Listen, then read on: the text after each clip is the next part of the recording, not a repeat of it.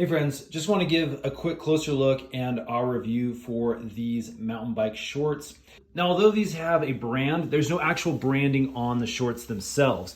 So these are going to be considered more of a budget short compared to something like a name brand version. But I'll be honest, these are our favorite mountain bike shorts that we are currently using. In fact, I like them so much, I got them in two colors. We have the gray and then we have these blue.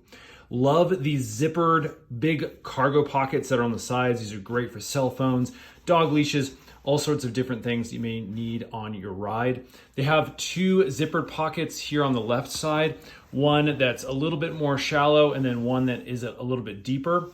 And again, these are great for cell phones, wallets, those kind of things. There's no pockets in the back, again, because they're riding shorts.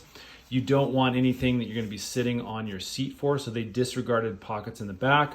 It does have a little black kind of more stretchy area up in here. But again, the entire short is really nice and flexible and stretchy, super comfortable. Another pocket here on the right-hand side as well. It's got some belt loops as well as these Velcro cinches that make the shorts a little bit tighter, a little bit looser.